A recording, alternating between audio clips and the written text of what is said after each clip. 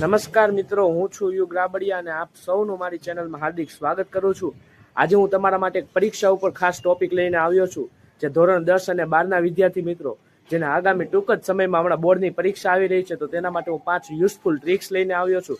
તો આપ સૌ મારો વિડીયો સ્કીપ કર્યા વગર જોશો. પરીક્ષાનો માહોલ આવે ત્યારે બધા વિદ્યાર્થીઓના મુખ પર એક ચિંતાની રેખા છવાઈ જતી હોય છે. પણ શું તમે ક્યારે વિચાર્યું છે કે પરીક્ષા એ ખરેખરમાં શું છે?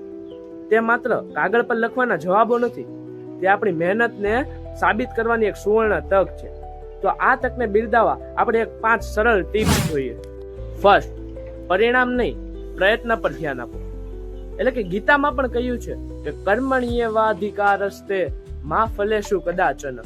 એટલે કે તમારો માત્ર કર્મ કરવા પર જ અધિકાર છે, ફળની આશા તમે ન રાખતા.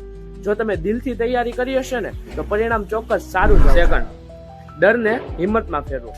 જો તમને વિજ્ઞાન અઘરું લાગે તો તેને વધારે સમય આપો, અને જો તમને ગણિત અઘરું લાગે તો તેને વધારે સમય આપો. દુનિયામાં કોઈ એવો પહાડ નથી કે જેને માણસ ન ઓળંગી શકે. જો તમે ડરથી ભાગશો તો ડર વધશે, પરંતુ તેમનો સામનો કરશો તો તેમનો નાશ. ટાઈમ મેનેજમેન્ટ અને શિસ્ત. મિત્રો, સફળતાનો કોઈ શોર્ટકટ નથી. તમારે દિવસમાં દરેક કલાકનો હિસાબ રાખો. વાંચતી વખતે મોબાઈલ અને સોશિયલ મીડિયાથી દૂર રહો. તેમજ તમારી એકાગ્રતા જ તમારી સૌથી મોટી તાકાત છે, તે વાતને યાદ રાખો. ફોર્થ, નિષ્ફળતાથી ગભરાશો નહીં. જો તમારે કોઈ વિષયમાં ઓછા માર્ક્સ આવે તો એનો મતલબ એવું નથી કે અહીંથી તમારી જિંદગી અટકી ગઈ.